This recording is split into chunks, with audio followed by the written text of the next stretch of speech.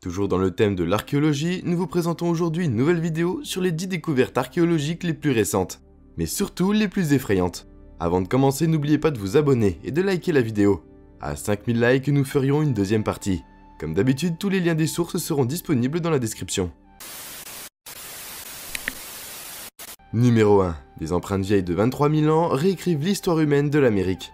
Nous nous demandons toujours depuis quand l'homme existe sur cette terre, et grâce aux fouilles archéologiques, on réussit fréquemment à trouver quelques indices pour répondre à cette question. Dans ce contexte, des traces de pas datant de 23 000 ans ont été découvertes dans le sud-ouest des États-Unis, suggérant que le peuplement de l'Amérique du Nord par l'espèce humaine était déjà entamé bien avant la fin du dernier âge de glace. Ces empreintes de pas ont été laissées à l'époque dans la boue des berges d'un lac aujourd'hui asséché. Il a cédé la place à un désert de gypse blanc situé au Nouveau-Mexique, dans le parc national de White Sands. Avec le temps, les sédiments ont comblé les empreintes et ont durci, les protégeant jusqu'à ce que l'érosion dévoile de nouveau ces anciens témoignages, pour le plus grand plaisir des scientifiques. Ces derniers affirment que de nombreuses traces semblent être celles d'adolescents et d'enfants, et que les grandes empreintes de pas d'adultes sont moins fréquentes. Numéro 2, Indonésie. L'ADN intact d'une femme de 7200 ans révèle une lignée humaine inconnue. Au fil du temps, les découvertes archéologiques se cumulent. L'histoire de l'être humain se précise et révèle parfois des événements qui bousculent les hypothèses et les bases de la science. Dernièrement, des scientifiques viennent d'annoncer avoir identifié une lignée humaine encore inconnue.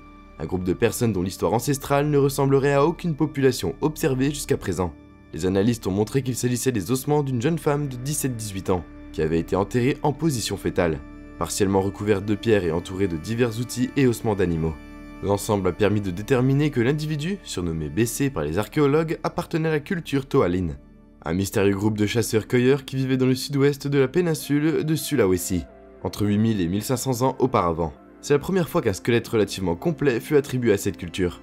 Les travaux des archéologues sur l'ADN sont parvenus à conclure que le corps retrouvé était le premier à nous donner un indice génétique direct de la culture Toaline, mais aussi un premier ADN humain ancien, qui correspond à la zone des îles situées entre Bornéo et la Nouvelle-Guinée. Le matériel génétique des Toalines serait très proche des habitants actuels de la Nouvelle-Guinée et de l'ouest du Pacifique. Ainsi, l'étude a confirmé l'hypothèse selon laquelle ces chasseurs-cueilleurs étaient apparentés aux premiers humains ayant gagné la Wallacea il y a environ 65 000 ans. Ils sont les premiers habitants du Sahul, le supercontinent qui a émergé durant la Pléistocène, quand le niveau global des océans a baissé, précise le professeur Adam Brum, co-directeur de l'étude. Numéro 3, des squelettes menottés découverts à Athènes. Au cours de l'été 2016, plus précisément à Athènes en Grèce, lors de la construction d'une bibliothèque et d'un opéra, des archéologues ont découvert sur le site l'une des découvertes les plus effrayantes de l'histoire archéologique. En effet, 80 squelettes attachés les uns aux autres par les poignets à l'aide d'une chaîne en fer ont été trouvés.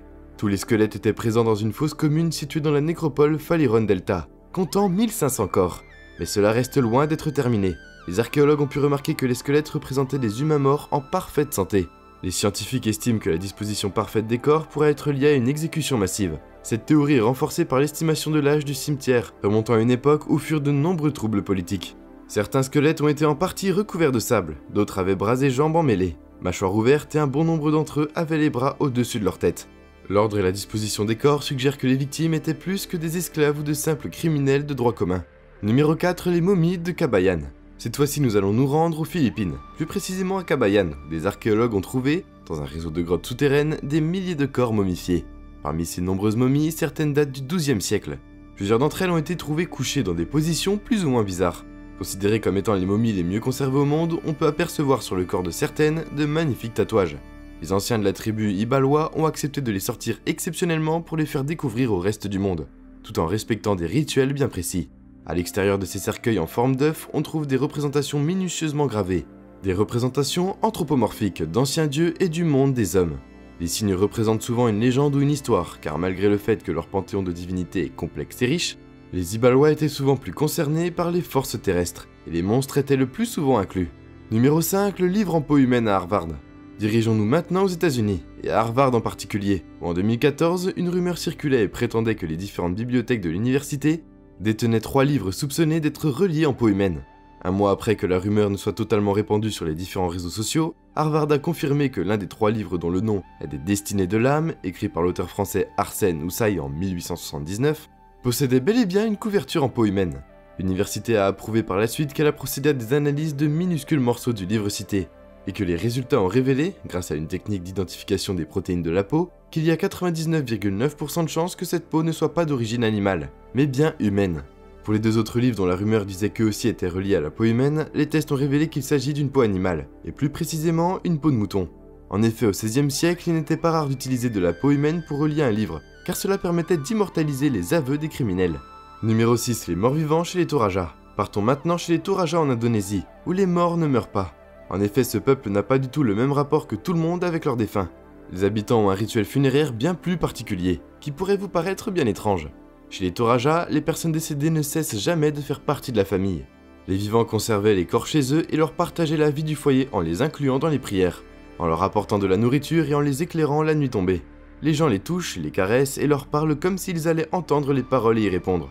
Les habitants ne les considèrent donc en aucun cas comme des morts, mais plutôt comme des malades. Le but est de vivre avec leurs morts de façon quotidienne, pour les conserver assez longtemps. Les corps sont momifiés à l'aide du formol, pour éviter la putréfaction.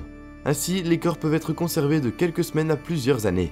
Après sa mort, le défunt est lavé, ensuite habillé par sa famille tout en entraînant avec lui des conservations, comme s'il était encore en vie. Chez les Toraja, la mort n'est qu'un sommeil prolongé. Cette coexistence n'a d'ailleurs rien d'anormal.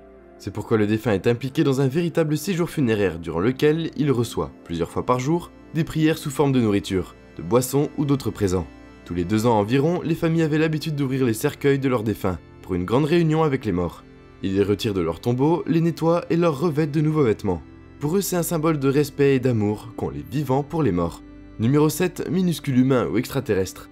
Il y a une dizaine d'années au désert d'Atacama, au Chili, pendant des fouilles réalisées dans un village abandonné, une expédition a ramené dans ses bagages un squelette jamais vu auparavant, qui était d'une hauteur de 15 cm. Son crâne était anormalement allongé, et une de ses côtes manquait. Le squelette a été récupéré par un collectionneur privé qui le garde à Barcelone. Le fossile y est présenté comme l'une des preuves plausibles de l'existence d'extraterrestres. Un grand nombre de personnes croyaient que ce squelette serait celui d'un extraterrestre, qui, selon les études et les analyses, a la densité osseuse d'un enfant de 6 ans. Les chercheurs ont découvert 7 mutations génétiques qui ont impacté sa croissance, mais ils ne sont pas certaines de ce qui a causé la malformation de son squelette. Ce squelette trouvé est surnommé Ata et a été glissé dans une pochette en cuir. Si la possibilité d'un corps extraterrestre a été écartée il y a longtemps, une analyse génétique complète a montré une poignée de mutations rares, associées au nanisme, aux malformations et à un vieillissement prématuré apparent. Le parfait état du squelette laisse imaginer qu'il date de 40 ans tout au plus. Cependant, l'enfant avait 10 paires de côtes, au contraire des humains qui en ont 12. Assez bizarre. Numéro 8, dans la grotte des horreurs. Nos découvertes sont loin d'être finies. Cette fois, nous allons nous déplacer au désert d'Israël à la grotte des horreurs, où se cache un véritable trésor archéologique. De nombreuses fouilles préventives ont permis de découvrir différents éléments archéologiques sans précédent. Des fragments de parchemins bibliques vieux de 2000 ans, un squelette, partiellement momifié, et des pièces de monnaie datant du 1er siècle après Jésus-Christ et d'autres. Les archéologues ont trouvé également l'exemplaire du panier le plus ancien du monde. Il est constitué de roseaux tressés et par miracle a été conservé pendant plus de 10 500 ans. Il aurait été donc réalisé un millénaire avant l'apparition de la poterie. La grotte fut connue par des archéologues depuis 1953. Mais ce n'est qu'en 1961 qu'elle a été fouillée par une équipe de spécialistes dirigée principalement par l'archéologue israélien Yohann Aharoni. Les nouveaux fragments ont été trouvés dans le cadre d'un projet plus vaste de recherche de nouveaux manuscrits, mené par l'autorité des antiquités d'Israël. En plus, les vestiges d'un camp romain au sommet de la falaise suggèrent que les réfugiés qui s'y abritaient sont morts à la suite d'un siège romain. Les occupants étaient déterminés à ne pas se rendre et il n'y avait aucun signe de blessure sur les squelettes, ce qui suggère que les réfugiés sont morts de faim et de soif, ou peut-être de l'inhalation de fumée d'un incendie au centre de la grotte. Ils ont enterré avec eux leurs biens les plus précieux, dans le but de les protéger. Numéro 9, des outils datant de l'âge de pierre en Inde. Selon des données génétiques, plus de 90% des humains modernes descendent d'une petite population d'Homo sapiens qui a quitté l'Afrique il y a environ 60 000 ans. Les chercheurs ont attribué le succès de ce groupe aux excellents outils de pierre qu'ils étaient capables de fabriquer. De fines lames de pierre qui pouvaient être utilisées à l'extrémité des lances, plutôt que de vulgaires haches de pierre. On a récemment découvert dans le sud de l'Inde, où les sites humains préhistoriques n'ont pas encore été bien étudiés, qu'il y a plus de 200 000 ans, les gens possédaient des outils tout aussi perfectionnés. On ne sait pas encore si les ancêtres d'Homo sapiens ont quitté l'Afrique, ou si ce sont d'autres hominidés qui ont amené de pareilles innovations, mais cela reste particulièrement intriguant. Numéro 10, le sifflet de la mort aztèque. Le sifflet de la mort nous vient cette fois-ci de l'Amérique. Depuis très longtemps, un petit objet sculpté en forme de tête de mort était utilisé par la civilisation aztèque. Plusieurs exemplaires ont été découverts par des chercheurs dans les mains des dépouilles. Et depuis toujours, les archéologues se sont posé la question, en quoi cet objet étrange pouvait-il bien servir ? En 1999, 2 exemplaires de ce sifflet ont été découverts dans les mains d'un squelette sacrifié du temple de Hécatl à Tlatelolco. Selon les archéologues, le sifflet devait être utilisé par les Aztèques pendant les sacrifices humains, pour permettre à l'âme de la victime d'aller vers l'au-delà sans encombre. Mais ils pouvaient aussi servir pour alerter des sacrifices d'esclaves ou pour semer la panique chez l'envahisseur en cas de bataille. Il y a très longtemps, les archéologues ont tenté de reproduire la sonorité exacte de ce sifflet de la mort. Ce fut à la fois terrifiant et effrayant. Un mélange des bruits de rafales de vent et cris d'agonie humain. Un bruit qui fait glacer le sang.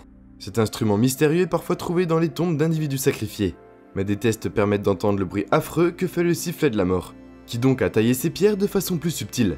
Impossible de le déterminer, car aucun fossile n'a été trouvé sur place. Nous arrivons à la fin de cette vidéo, nous a fait découvrir les éléments archéologiques les plus effrayants de tous les temps, que même les archéologues n'ont pas pu expliquer. Hâte de vous retrouver dans une prochaine vidéo. N'hésitez surtout pas à aller visionner nos derniers reportages. A bientôt sur Agora.